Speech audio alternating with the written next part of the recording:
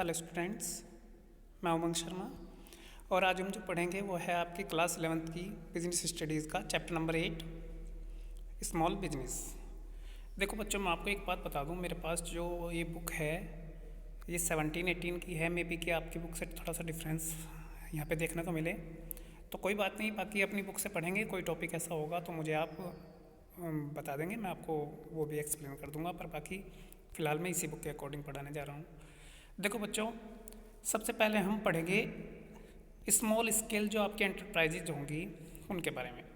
तो small scale enterprises exist in every country of the world, but in a developing country like India small scale industries occupy specific special place as there is a scarcity of capital and abundance of labor, and small scale industry use labor intensive technique और capital saving techniques।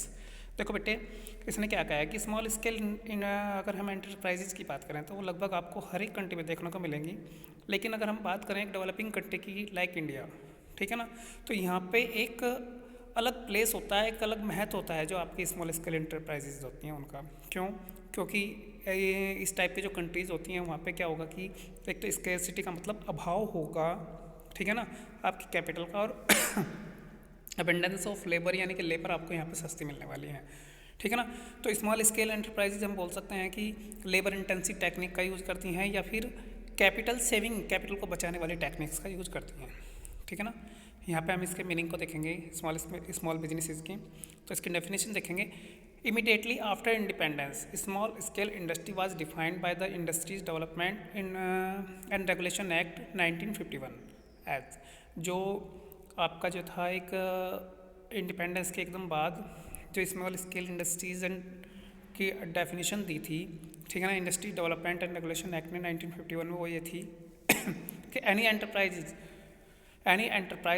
Which employees not more than 50 persons when using power and 100 when not using power and with the capital assets not exceeding ₹5 lakh।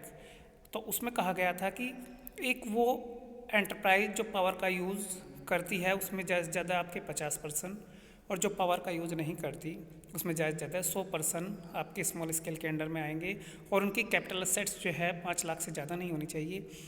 Later on 1959, 1960, 1966, 1975, 1980 and 1990 the definition was revised।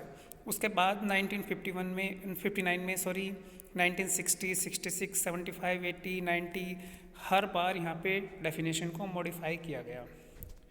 Now meaning and classification of small businesses as per MSMED act 2016, ठीक है ना, जो हम micro small medium enterprises act लेकर के आए 2006 में, उसके अकॉर्डिंग अगर हम बात करें तो ये एक्ट आपका चलता है स्मॉल स्केल बिजनेसेस में, एंटरप्राइजेज में।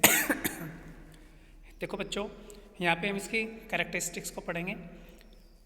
कैरेक्टरिस्टिक्स बोल दो या फीचर्स बोल दो, वो क्या होती हैं स्मॉल स्केल बिजनेस की। सबसे पहले नंबर पर देखेंगे personal character.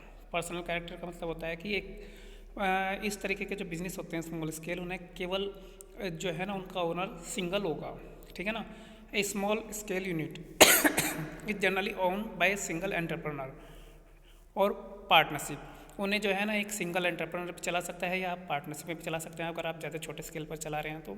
So personal character is the main feature of this enterprise यानी कि कहीं ना कहीं कोई पर्सन ही इसे चलाने वाला है। सेकेंड नंबर पे independent management. Small scale enterprises are generally manage by the owners only, so there is the advantage of direct motivation, personal care, secrecy and flexibility ETC। इसने कहा है कि यहाँ पे इंडिपेंडेंट मैनेजमेंट है क्योंकि आप क्या कि पर्सनली अटैच्ड हैं बाय द ओनर, ठीक है ना। सो होगा क्या कि यहाँ पे बहुत सारी एडवांटेज आपको मिलने वाली हैं। आपको मोटिवेशन की ज़रूरत नहीं है, आपको पर्सनल केयर आप जरूर रखेंगे, ठीक है ना, सेक्रेसी बनी रहेगी और फ्लैक्सिबिलिटी बनी रहेगी, आप अपने करियर को से ढाल सकते हैं। डोमिनेंस ऑफ लेबर के बारे में अगर बात करें तो हम यहाँ पे लिखा है कि small scale enterprises generally use labour intensive technique, ठीक है, लेबर इंटेंसिव टेक्निक का यूज करती हैं। These unit do not prefer mechanised method of production, वो मशीनों से प्रोडक्ट बनाने का मेथड मोस्टली यूज नहीं करती हैं इस तरीके की organisation. Limited investment, small scale enterprises require less capital investment because it does not employ highly mechanised means of production. इनके पास होता क्या है, यहाँ पे जो इनका कैपिटल इन्वेस्टमेंट होगा वो बहुत कम होता है। क्यों? क्योंकि ये ज़्यादा से जो है ना मशीनों का यूज नहीं करती हैं इस तरीके की। Limited area of operations, a small scale enterprises generally operate in a compact area, however product are exported all over the world. इस तरीके की जो ऑर्गेनाइजेशंस होती हैं जो अपना बिजनेस करती हैं वो एक लिमिटेड एरिया में करती हैं, हालांकि उनके जो प्रोडक्ट होंगे मे बी के विदेशों में भी एक्सपोर्ट होते हों, ठीक है ना। Located in the rural and the semi urban areas. ये जो इस तरीके के बिजनेस होंगे या तो रूरल एरियाज में लोकेट होंगे या फिर मोस्टली जो है ना ऐसी सिटीज़ के अंदर जो कस्बे टाइप की होंगी, यानी कि एक छोटे शहरों में होंगी, उनमें लोकेटेड ज़्यादातर होते हैं। Most of the small scale enterprises are located in the rural और semi urban areas due to easy availability of resources. अपने रिसोर्सेज ताकि इजीली अवेलेबल ही ना हो, इसलिए हमेशा ऐसी जगह आपको देखने को मिलेंगी। Engage in the light consumer goods, जो ये बनाती हैं वो मोस्टली लाइट कंज्यूमर गुड्स बनाती हैं। लाइट कंज्यूमर गुड्स का मतलब कोई हैवी मटेरियल जिस पे ज़्यादा कॉस्ट आती हो, ऐसे प्रोडक्ट को ये नहीं बनाती। यहाँ पे लिखा है कि the small scale enterprise are mostly engage in the production of light consumer goods and processing activities. इस तरीके के बिजनेस में इन्वॉल्व रहती हैं। ठीक है बच्चों, आप इसे यहाँ तक ध्यान से पढ़ेंगे, ठीक है ना। कोई प्रॉब्लम होगी आप बताएंगे। ओके बेटा, थैंक यू।